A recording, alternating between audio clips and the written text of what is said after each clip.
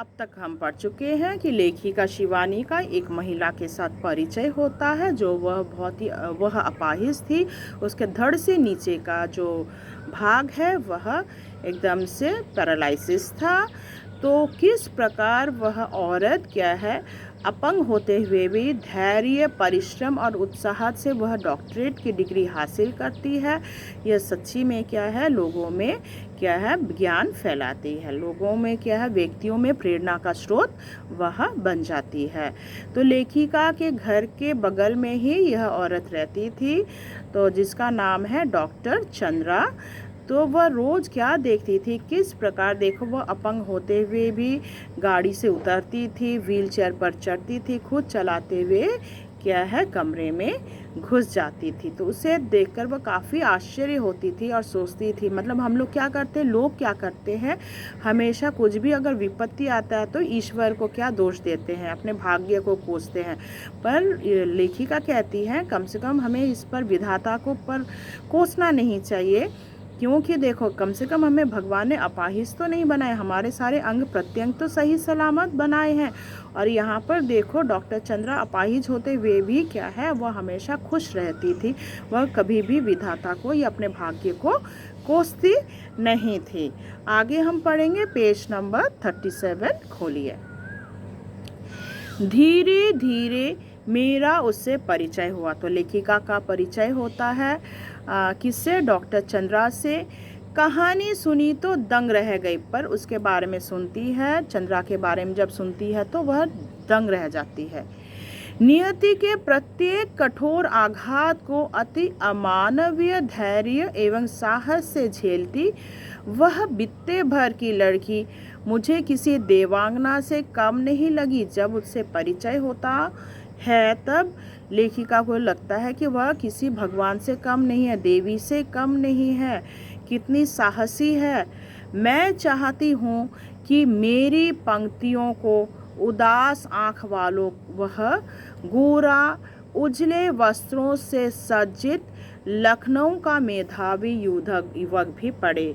तो यहाँ पे देखो एक यहाँ पर इस प्रकार की मतलब चंद्रा जैसी औरत मिलती है, तो दूसरे तरफ और एक मेधावी स्टूडेंट मतलब युवक के बारे में भी पढ़ा था, जो क्या है चलते हुए मतलब ट्रेन पर चढ़ते हुए क्या है वह गिर जाता है, जिसके कारण उसका हाथ कट जाता है और वह क्या है जीवन भर उदासी रहता है।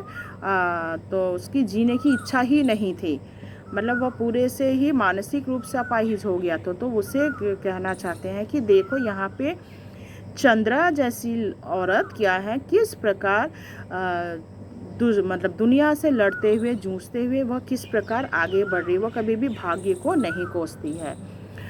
तो वह चाहती है कि मेरी पंक्तियों को उदास आंखों वाला वह गोरा उजले वस्त्रों का सज्जित लखनऊ का मेधावी युवक भी पढ़े, जिसे मैंने कुछ माह पूर्व अपनी बहन के यहाँ देखा था। वह IAS की परीक्षा देने इलाहाबाद गया, तो वो IAS का एग्ज़ाम देने गया था इलाहाबाद। लौटते समय जब एग्ज़ाम देकर लौट रहा था तो किसी स्टेशन पर चाय लेने उतरा कि गाड़ी चल पड़ी, चाय लेने के लिए उतरा था, गाड़ी चल पड़ी। चलती ट्रेन में हाथ में कुल्हड़ सहित चढ़ने के प्रयास में गिरा। तो वह ट्रेन पर जब चढ़ने गया था तो हाथ में कुल्हड़ था, चलती ट्रेन में चढ़ने गया था, वह गिर गया और पहिए के नीचे हाथ पड़ गया और गिरा तो क्या हुआ, उसका हाथ जो है पहिए के नीचे पड़ गया। प्राण तो बच गए पर दायां हाथ चला गया था। तो वह बच तो गया मगर उसका जो राइट हैंड है, दायां हाथ, वह चल गया था। उसी विच्छिन्न भुजा के साथ साथ मानसिक संतुलन भी खो बैठा। पहले दुख भुलाने के लिए नशे की गोलियां खाने लगा। पहले वह क्या करता था, नशे की गोलियां खाता था और अब नूर मंजिल की शरण रही है। तो अब क्या है, पहले तो नशे की गोली खाता था, अब क्या है वह रिहैबिलिटेशन सेंटर में है। केवल एक हाथ खोकर ही उसने हथियार डाल दिए। तो एक हाथ खोया तो बस ज़िंदगी भर वह इतना अफसोस करने लगा मानो उसकी ज़िंदगी का सब कुछ छिन गया।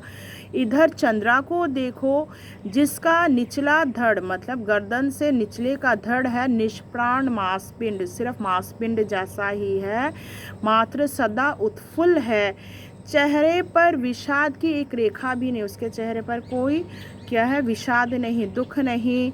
बुद्धि दीप्त आँखों में अदम्य उत्साह, उसके आँखों में हमेशा उत्साह नज़र आता है। प्रतिपल प्रति क्षण क्या है, उसको जीने की इच्छा, जिजीविषा यानी जीने की इच्छा उसके आँखों में नज़र आता है। और फिर कैसी कैसी महत्वाकांक्षाएं। नेक्स्ट पैराग्राफ देखो। मैडम आप लखनऊ जाते ही क्या मुझे ड्रग रिसर्च इंस्टीट्यूट से पूछकर ये बताएंगी क्या वहाँ आने पर मेरे विषय माइक्रोबायोलॉजी से संबंधित कुछ सामग्री मिल सकेगी? तो वो माइक्रोबायोलॉजी में लेकर डॉक्टरेट की थी, तो इसीलिए वह माइक्रोबायोलॉजी से संबंधित कुछ पुस्तकों के बारे में भी पूछती है, सामग्री वो मंगवाने की कोशिश करती है। मैडम आप कह रही थी कि आपके दामाद हवाई के ईस्ट वेस्ट सेंटर में हैं, क्या आप उन्हें मेरा बायोडाटा भेजकर पूछ सकेंगे कि मुझे वहाँ की कोई फेलोशिप मिल सकती है? नहीं, मतलब फेलोशिप भी लेना चाहती है। यहाँ कभी सामान्य सी हड्डी टूटने पर या पैर में मोच आ जाने पर यह प्राण ऐसे कंठगत हो जाते हैं जैसे विपत्ति का आकाश ही सिर पर टूट पड़ा हो। तो सामान्य पैर में मोच आ जाए या हाथ टूट जाए या पैर टूट जाए तो इस पर ही उन लोग इतने दुखी हो जाते हैं मानो क्या है, आकाश का जो विपत्ति, मतलब मानो सारे विपत्ति उस पर टूट गए, ऐसा बिहेव करने लगते हैं। और उधर इस लड़की को देखो जिसका पूरा निचला धड़, मतलब शरीर का पूरा धड़ सुन्न है, एकदम से सुन्न पड़ गया था, फिर भी बोटी बोटी फड़क रही थी। शरीर सुन्न है मगर उसका हाथ ठीक था, हमेशा मानो चंचलता उसके शरीर में नज़र आ रही थी। ऊंची नौकरी की एक ही नीरस करवट में उसकी निरंतर प्रतिभा डूबती जा रही है। आजकल वह आईआईटी मद्रास में काम कर रही है, तो इसको अंडरलाइन कर लो। अभी वह कहाँ काम कर रही है ना, आईआईटी मद्रास में वह अभी काम कर रही है। जब उसका जन्म हुआ था, जन्म के 18वां महीने में ही जिसकी गर्दन से नीचे का पूरा शरीर क्या है, पोलियो से निर्जीव कर दिया हो। तो जन्म के 18 महीने, जब वो 1.5 साल की थी तो उसका क्या हुआ, निर्जीव हो गया था पूरा शरीर, जो गर्दन से नीचे का शरीर पोलियो से ग्रस्त होने के कारण निर्जीव हो गया था।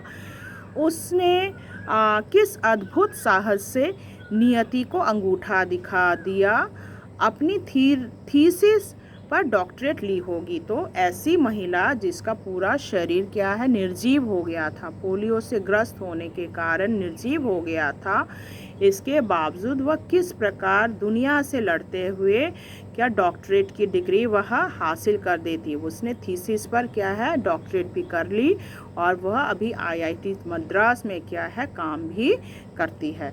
तो आशा करती हूँ यहाँ तक आपको समझ में आया होगा, बाकी मैं आपको पार्ट 3 में समझाऊंगी। धन्यवाद।